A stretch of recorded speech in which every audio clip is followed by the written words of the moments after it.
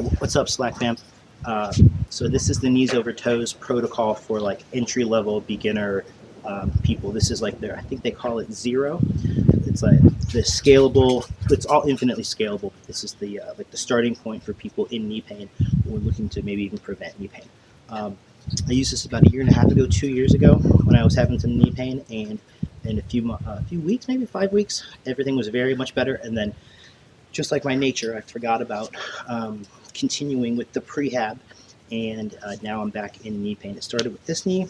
I was having pressure in the back, and then it progressed to like a pressure here, and then pain, and this is mostly okay, but I haven't skated in 2 weeks, and now there's like knee pain here, especially when I'm like turning or when I'm getting out of the car or pushing.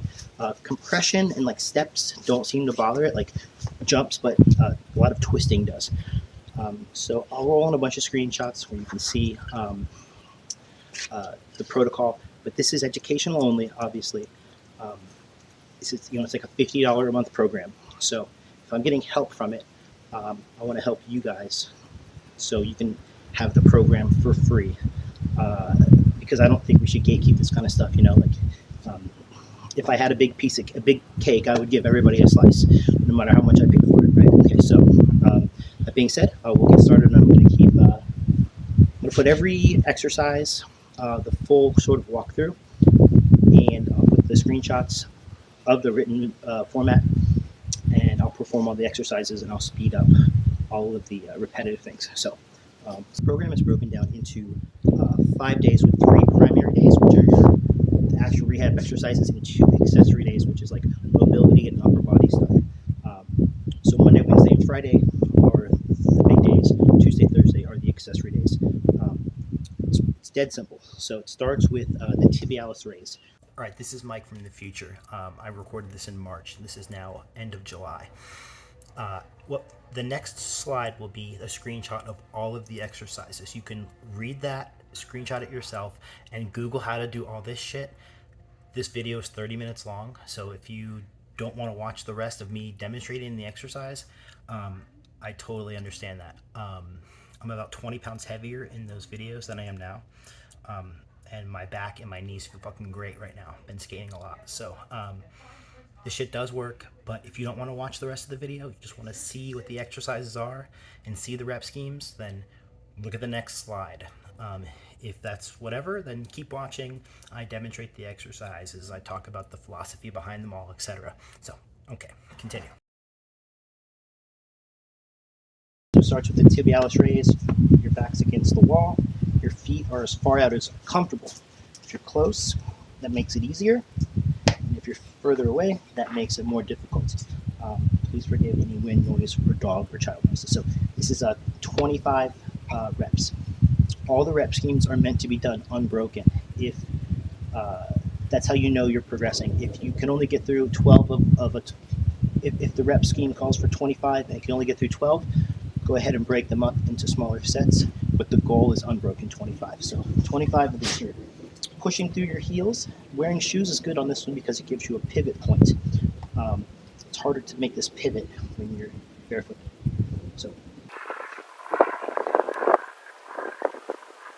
it's 25. Now this does a couple things. It strengthens this tibialis, which is important when you are running and stopping, right? And also very big for stability in our legs, when we're doing our grinds or whatever. And it also strengthens the knee. It really bulletproofs this thing. Knees over toes guy says chicks dig big tibs, which is funny, but it also adds stability to your feet and arches. I've noticed when I do these consistently, my arches get stronger, and I'm generally more stable. I've never had the best balance, but when I get my tibialis stronger, I feel like I'm more able to have better balance. So the very next exercise is the calf raise, and it's meant to be done in like a superset. So as soon as you finish your tib raises, you're going to come over to a wall or whatever you can put your hands against. And again, same principle. If you're closer, these calf raises are easier. If you're further away, they're harder. If you find this is really easy, go to 1 foot. Okay, I'm not quite there yet. So we're talking about kind of a slow descent and not bouncing out. If you're bouncing, it's not going to help you build the strength. So slow and controlled down, and then an explosive up. I've lost count.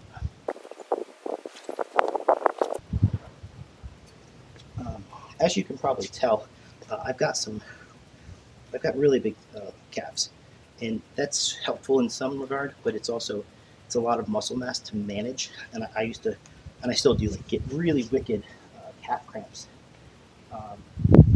It's a lot of tissue. I think it's from biking, and I walk kind of like a heel toe when I was younger, and so stretching the calves, getting them strong at the Achilles is a really big deal for me. As soon as you're done with those calf raises, you go right back for another set of 25 on the tib raises.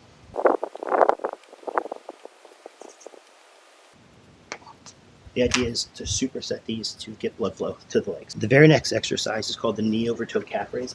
It's a little goofy. Chester, stop. Instead of being out like this for the calf raise, you're actually in closer with your ankles to flex as far forward as possible, and we're calf raising here. Tank workout. This is like if you were sitting at the calf machine at the gym, at seated calf raise. And I think it's just another way to do a calf raise. It's not necessarily more specific, but I'm not the expert. So, and again, same thing here. You could go 1 foot if you need to. For added, I also want to point out, I think I left this out, and I should have started with this. The very first exercise that they recommend on these days is 10 minutes of backwards walking. I know that seems rudimentary, but when we're walking backwards, we are inherently stepping knee over toe and gaining strength in that motion here. So if you can kind of get the idea of, like, you can do this plain walking backwards. They recommend a sled, pulling a sled. There's all sorts of sled variations, dragging a tire. You could be holding dumbbells, whatever. I like to walk my kid down to the mailbox backwards, and that's actually the number. I mean, I should have, like, it's kind of bearing the lead. The number one exercise in the protocol, 1 or 2, is that backward walking. It works, and I think more than 10 minutes would be,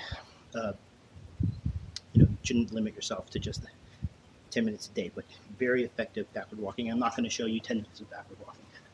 That's what I'm getting at. So now the next exercise is, I think, the bread and butter of the system, and that's the Patrick step, which is similar to the Paula Quinn step up, and that really at the baseline is a step like this where we bend our knee.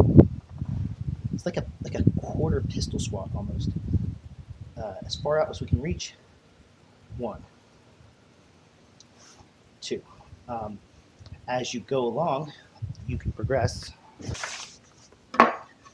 This is a homemade slant board that I made. You can progress to the slant board.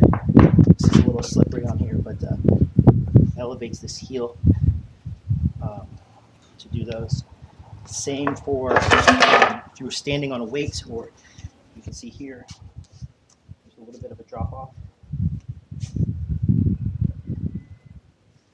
This is that, like, scalable portion. Maybe you're standing on a 25-pound plate or a 45-pound plate, but it's very effective just standing. And these are 25 each side, preferably unbroken. You want to slow, controlled down. Again, you don't want to be bouncing. It's not going to help you. You can stabilize your hand if you need to. Sometimes the day just calls for, one day I'll be holding on to something, next day I won't. So it's chilly out here. I sound like I'm out of breath. Now, if you're not used to these, no matter how much you can squat or deadlift, you will find you will get a pump into the VMO here, and then the outer quad. A lot of this knee pain that happens in meniscus, I believe that's what this one is like a lot of it's quad related, or whatever this is called, the IT band related. Super tight hips will lead to back pain and knee problems. And so can't tell here, but I've gotten much more cut in the past few months by doing these all the time. Really notice the difference. So 25 this leg.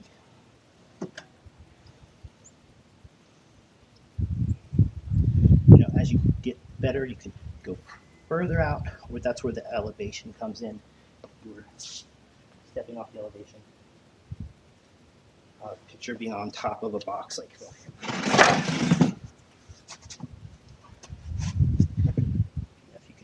this is like the same. This is a little harder, but gives you the same effect. We'll call that 25. The next exercise is another sort of bread and butter foundational exercise in his system, which is the split squat. If you have knee pain, this can be painful and a little difficult. But they recommend you're starting on a bench. And the rep scheme at the beginner level here, the first few weeks of the program, is 5 reps of split squat. You might be thinking, like, oh, only 5 reps, but it can be quite challenging, especially if you're in a little pain. So like getting down into the deep split squat can be hard. He likes the heel elevated. Let's see this here. The knee is not touching. This left knee is not touching the ground, and the hamstring covers the calf. So that's a really important piece of the puzzle, is getting this hamstring to touch the calf. So 5 reps like this. This knee doesn't touch. If you need to, scale, put in your foot on something. This is a step here. Putting your foot on the slant board, on a bench, whatever you like. Whatever gets you to the range of motion where your hamstring covers your calf, and you get as deep as possible. As you go along, you'll find your flexibility opens up, and this is a great exercise for the hamstrings, for the hips in general. And it can be off-putting because it is painful if you're in pain, but very helpful. I found that you really can't shortcut any of these steps. To me, it seems very well thought out. I think a lot of times I know better than even the experts, but I really have to force myself to not skip steps, because the next exercise is difficult for me and I hate it.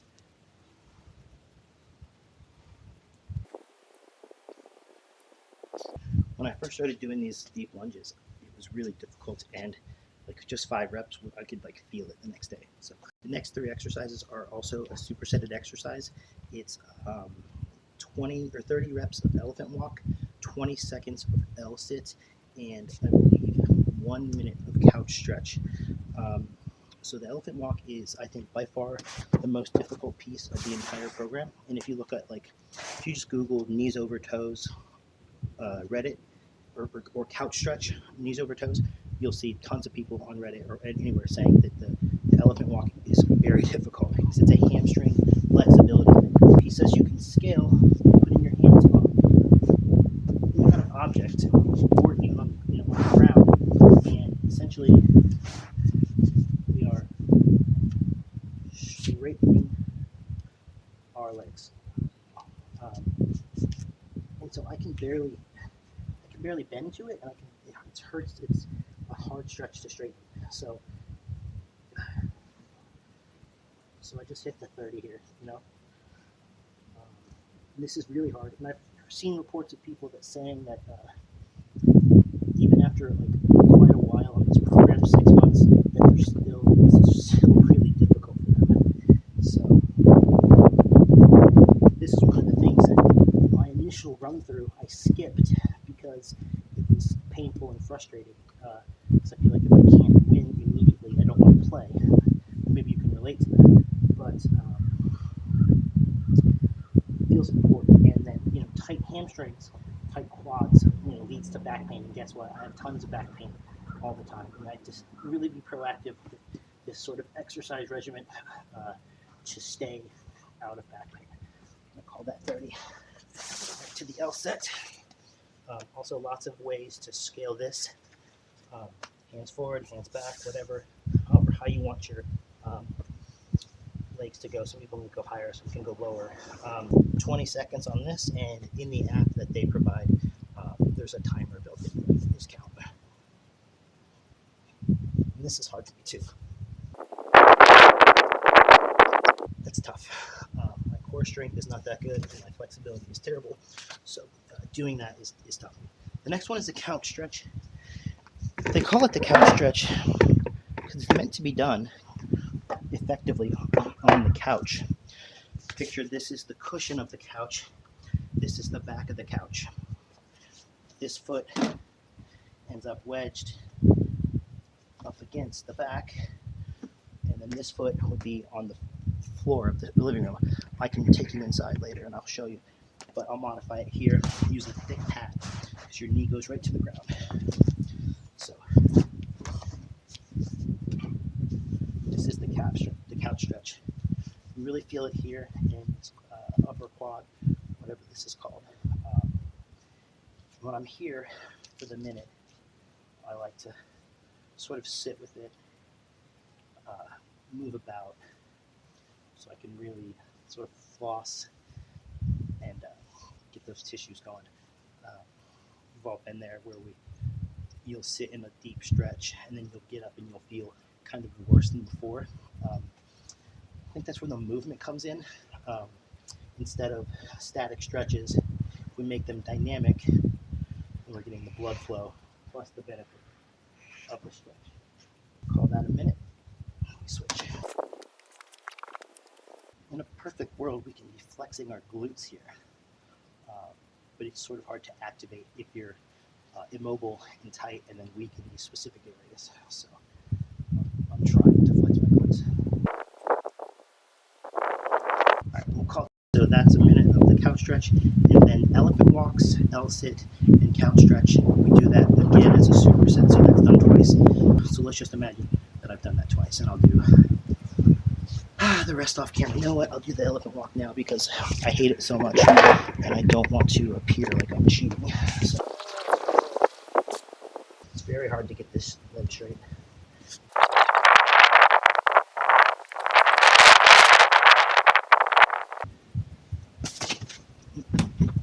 As you may be able to tell, you could really do this routine anywhere, and you don't really need any specialized equipment.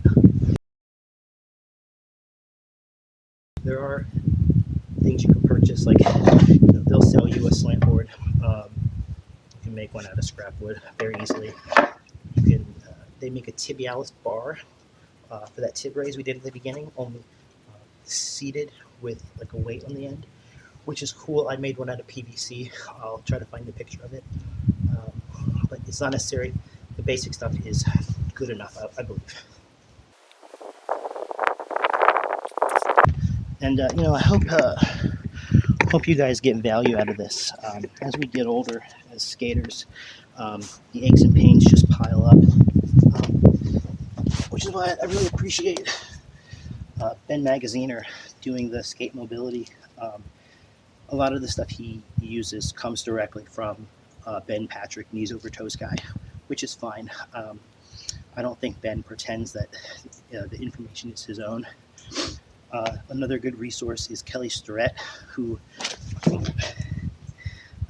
Kelly Starrett, his Instagram used to be Mobility Wad, and now it's the Ready State.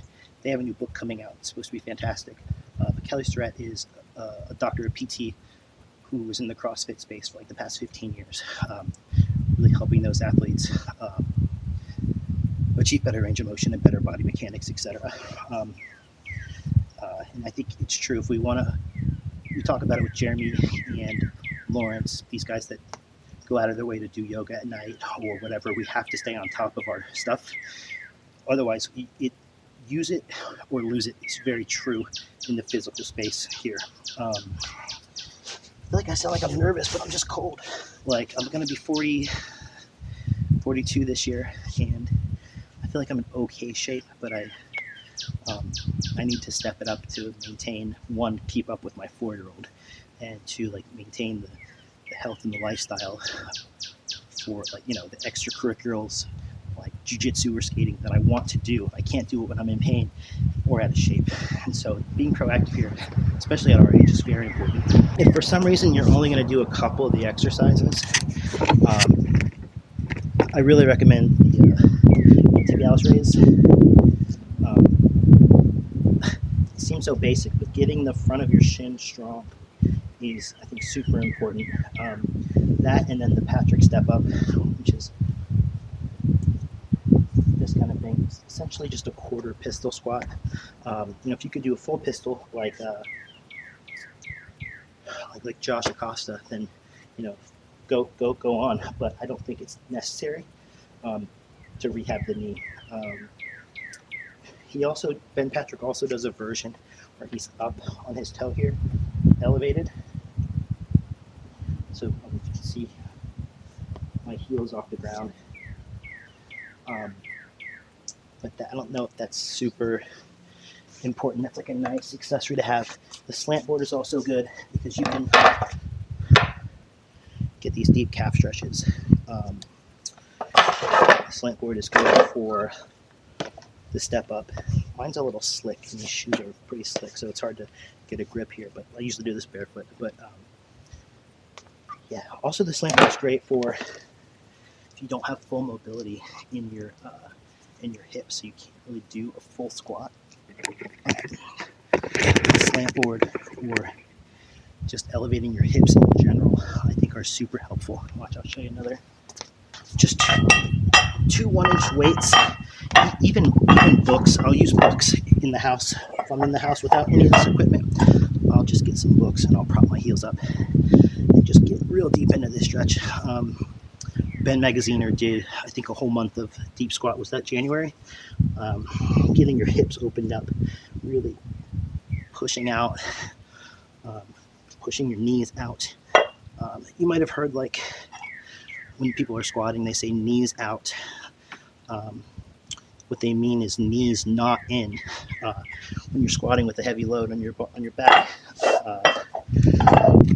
they'll say knees out. They don't mean actually out. They mean knees not in as we're squatting. That valgus, varus, and I think it's called varus or valgus, whichever one it is, where your knees go in, is very bad. Knees over toes, very healthy.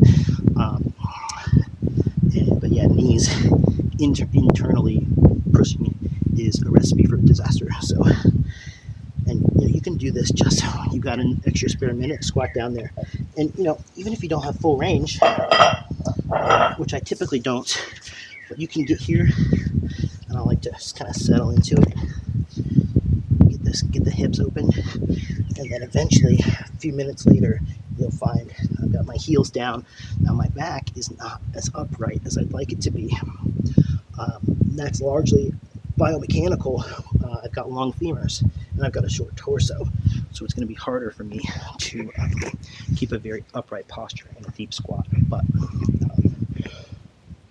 you get the point. With this kind of knee stuff, I think it's very you've got to put in the work. Everyone says that kind of shit, but there's no overnight fix. You're strengthening these muscles, you're strengthening these tendons with high rep.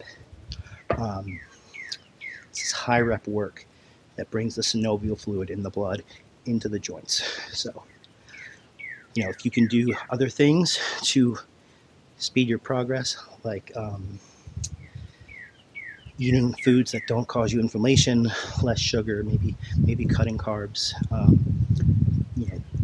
foods that are high in good fats, appropriate amounts of protein. You don't need to go crazy on protein, I don't think. I find that time-restricted eating is very helpful.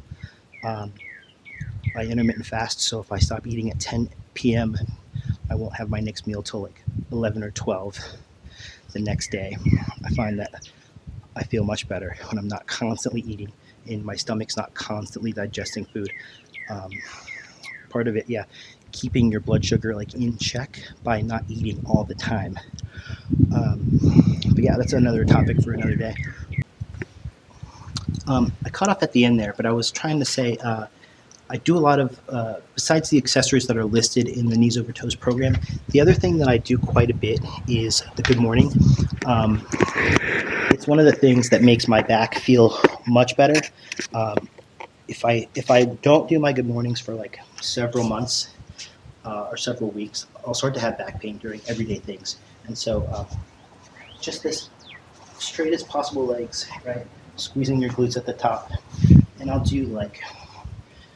try to do 5 to 8 to 10 sets of like 15 to 20 every day, like super high volume. Your body can take a big amount of workload in this movement, especially without weights. Like, I used to be able to do, when I was strong, I would do 135 pounds in the barbell good mornings, and that was easy for me. And, good morning, heavy good morning is a very good predictor of a big squat. Like, I want to say it's like when I was good morninging 135, I was easily squatting 405, or no, 325, and it sort of scales up like that.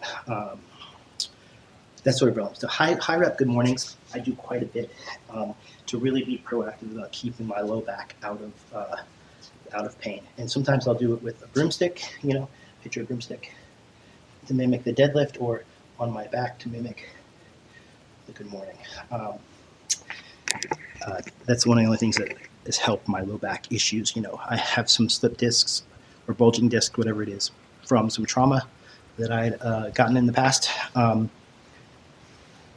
accidents, fighting, that kind of thing, and just kind of, it really never gets better, but to stay ahead of it with the strength building and the flexibility, I think, is what goes a long way to keeping myself out of pain. So like long airplane rides or like long car rides, my back will hurt. If I take a 3-hour car ride, my back will hurt if I'm not on top of my good morning exercises